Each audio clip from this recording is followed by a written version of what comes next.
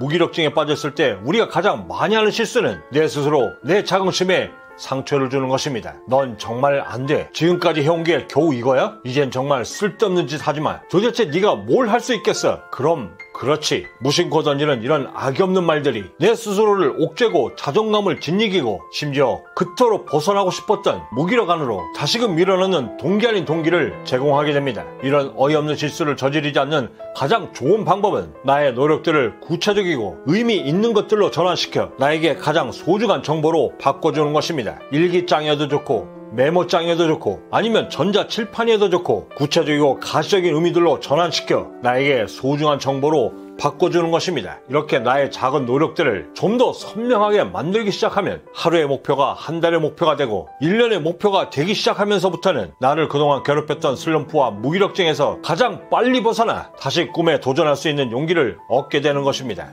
번아웃과 무기력에서 1시간 안에 벗어날 수 있는 첫 번째 방법, 내 스스로에게 질문을 하는 것입니다. 부자가 되겠다, 성공하겠다, 제 아무리 열심히 일해도 진전이 없고 삶 속에서는 그 어떤 발전도 찾아볼 수 없으며 더욱이 아무것도 하고 싶지 않아, 심지어 손가락 하나 까딱하고 싶지 않음에도 불구하고 이런 나에게서 벗어나고 싶다는 마음이 조금이라도 든다면 그건 매우 좋은 징조입니다. 내 스스로가 정한 성공과 부자의 꿈을 향해 달려가면서 영끌로 끌어모은 의욕과 고도의 집중력, 신체적 피로감을 감내해보지만 아무런 발전이 없는 듯하고 그러면서도 심리적 장벽에 갇혀 급기야는 무기력한 함정에 빠져 허우적거릴 때 머릿속에서는 지금 당장 이것을 해야만 하고 또한 하라고 다그치며 이것을 지금 당장 하지 않으면 절대 안 된다 이야기하지만 실제 나는 지금 쓸데없는 TV를 보거나 유튜브 내지는 아무런 생각 없이 게임을 하고 있습니다. 내가 왜 이러고 있지? 내가 왜 이런 쓸데없는 일에 시간을 보내고 있는 거야? 무기력한 상태에 빠졌을 때 질문의 방향과 방법도 매우 효율적이어야 하는데 자신의 행동에 대해 스스로 탓하는 이런 네거티브한 자아질문들은 적극적으로 지향하고 내 질문의 방향을 본질적인 질문에 집중하는 것입니다. 예를 들어 설사 내 몸은 지금 TV를 보고 있거나 전혀 상관없고 쓸데없는데 시간을 죽이고 있다 하더라도 머릿속에서는 번아웃에 빠지기 전 내가 중요하다고 생각하고 행했던 그 일들에 대해 상기해보며 그 의미들을 곱씹어보는 것입니다. 내가 왜 그 일을 시작했는지, 나의 무엇을 위해 시작했으며 내가 그 일을 통해 얻고자 한 것은 무엇이었는지, 그리고 특히 그 일을 함으로써 나에게 돌아오는 가장 큰 이익이 무엇인가에 대해 본질적인 질문들에 집중하는 것입니다. 이렇게 하면서 얻어지는 두 가지, TV를 보며 게임을 하며 쓸데없다 생각한 그 시간들이 나를 되돌아보는 자아성찰의 시간이 되며 가장 효과적이고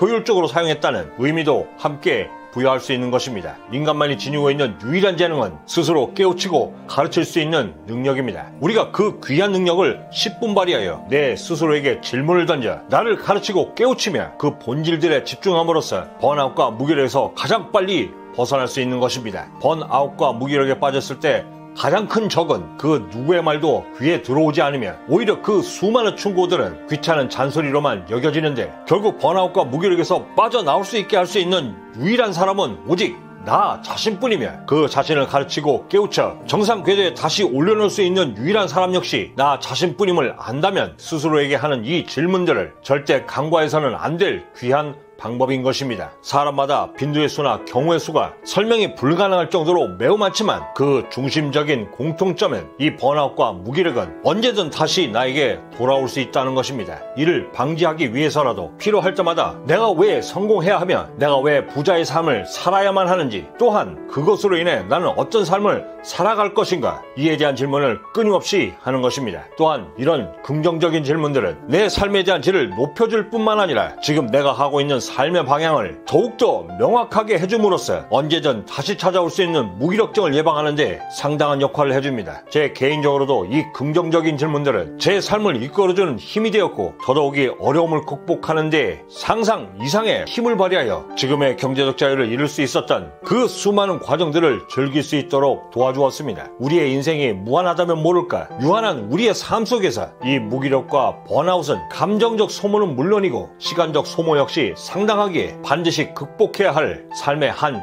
과정인 것입니다. 무기력에 빠져있던 삶을 위해 정진해 나가든 어쨌든 우리 삶은 지금 이 순간도 계속되고 있기 때문입니다. 무기력에서 가장 빨리 벗어나는 두 번째 방법, 제 아무리 사소한 일일지라도 자신에게 반드시 칭찬을 해주는 것입니다. 자신을 사랑하고 존중하는 마음, 우리는 이를 자존감이라 일컫고 이에 상하는 또 다른 이름, 자존심이 있습니다. 자존감이 내 스스로에게서 비롯된다면 자존심은 외부의 누군가로부터 나를 존중해 주길 바라는 감정입니다. 이 둘의 감정 중에 그 잔상이 오래도록 지속되는 것은 자존감입니다. 상한 자존심은 일시적이나 자존감이 다칠 경우에는 내 인생의 결말을 바꿀 만큼 엄청난 위력을 지니고 있습니다. 부자가 되겠다, 성공하겠다 하는 이 모든 꿈의 시작은 나 자신을 사랑하는 자존감과 자기애에서 비롯되는데, 상처 입은 내 자존감을 가장 빨리 치료하고 극복할 수 있는 방법은 내 스스로에게 칭찬하여 내 자존감을 높여주는 것입니다. 하지만 빠른 탈출을 위해서는 이 칭찬의 방법 역시 매우 특별해야 하는데,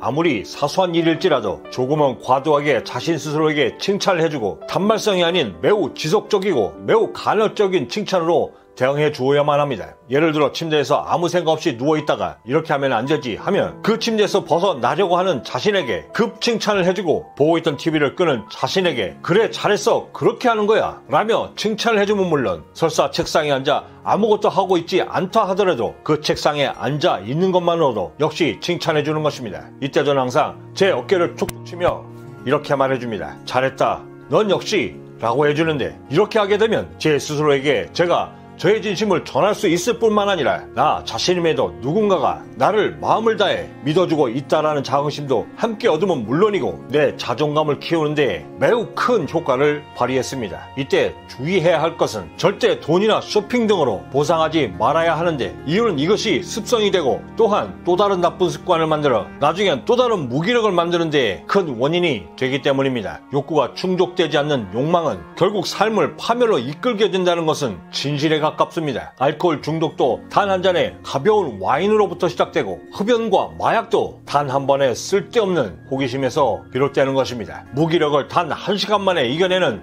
세 번째 방법, 성공의 주기를 이해하는 것입니다. 저에게는 금과 옥조처럼 여기는 삶에 대한 불변의 진리 3가지가 있습니다. 세상엔 절대 공짜가 없다. 인생엔 절대 대박이 없다. 그리고 마지막 세 번째는 이 또한 지나가리라. 20년이 넘는 세월을 사업가로 살아오면서 수도 없이 많은 유혹과 정말 말도 안 되는 상황에 처하면서도 제 스스로가 깨우친 이 3가지의 삶의 원칙 덕분에 인생의 그 수많은 싱크홀들을 무사히 건널 수 있었습니다. 그 중에서도 인생엔 대박이 없다, 이 말은 과도한 욕심으로 실수를 저지르려는 나 자신을 다스리기에 충분했습니다. 지금 기울이고 있는 이 모든 노력들이 마치 내려오고 있는 에스컬레이터를 거꾸로 올라가는 듯 아무런 진척이 없는 듯 보이고, 어떤 때는 심지어 조바심까지 들지만 단연코 말씀드릴 수 있는 것은 내가 지금 기울이고 있는 노력들에 대한 결과가 늦을 뿐이지 그에 상응하는 결과는 반드시 나에게 돌아온다는 것입니다. 늦게 피는 꽃은 있어도 피지 않는 꽃은 없습니다. 수적,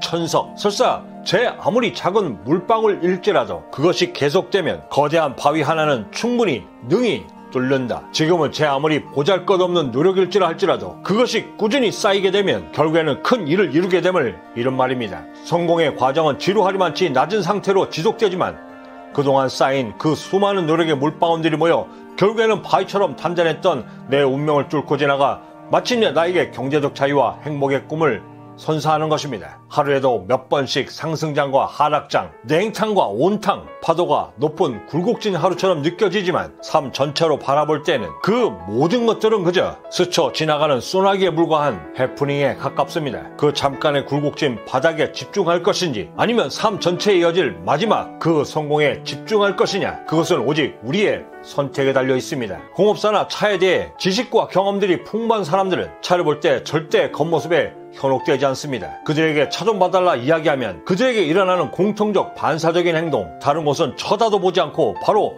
목장갑을 끼고 본네트를 열어 바로 엔진 상태부터 먼저 살피는 것입니다. 하지만 차에 대해 전문 지식이 없는 사람들은 차를 볼 때 차의 겉모습과 실내 시트 등 소위 껍데기 부품들에 더 집중하고, 심지어 아주 작은 상처임에도 불구하고 이에만 집중하여 자동차 전체의 호감도를 스스로 하락시켜 급기야는 차를 바꾸는 실수도 서슴지 않는 것입니다. 광택과 실내 청소는 고작 몇십만 원이면 충분하지만 엔진 교체 비용이 차값과 맞먹음을 인지하고 있음에도 불구하고 자신의 관심에만 집중하여 벌어지는 실수인 것입니다. 잘못된 선택을 하지 않고 이 같은 어이없는 실수를 저지르지 않기 위해서는 내 선택에 대한 믿음을 갖는 것이 매우 중요한데, 이를 위한 가장 확실한 방법은 내 꿈을 이뤄가는데 불필요하고 의미 없는 일들을 과감히 포기하고 배제시켜 나가는 것입니다. 이때 적극적으로 추천드리고 싶은 것은 절대 내가 들인 노력에 대한 결과를 미리 점치지 않도록 하는 것입니다. 내가 1년 동안 그토록 열심히 영어를 했는데 이제 외국인을 만나면 이 정도는 할 거야. 내가 이토록 노력했으니 다음 달 매상은 이 정도는 나올 거야. 세상의 모든 일이 그렇듯 정성과 노력을 기울였음에도 불구하고 그 모든 노력들이 우리의 뜻처럼 되지 않는 것은 지극히 당연한 세상사입니다. 이때 우리가 기대했던 만큼의 성과가 나오지 않게 되면 급 좌절하게 되며 급속도로 무기력에 빠지게 되는 것입니다. 우리는 학창 시절 때부터 실수에 대한 분석에 매우 익숙해져 있습니다. 맞은 문제는 내가 왜 이 문제에 대해서 맞았는지에 대해 아무런 궁금증이 없이 넘어가게 되지만 틀린 문제에 대해서는 다음번에 틀리지 않도록 자연스럽게 분석하게 됩니다. 이것이 문제가 되는 것은 기대 이하의 성과는 물론이고 어느 때는 기대 이상의 성과 역시 분명 다가오게 되는데 이때 기대 이상의 성과를 분석하지 않고 넘어가게 되면 이것을 그저 행운이라 치부하게 되고 다음에도 똑같은 행운이 올 것임을 기대하여 차츰 기울여왔던 노력들을 소홀히 대하기 시작하게 되는 것입니다. 일이 잘 되었을 때나 반대로 일이 내 뜻대로 풀리지 않았을 때라 할지라도 이 모든 것을 그저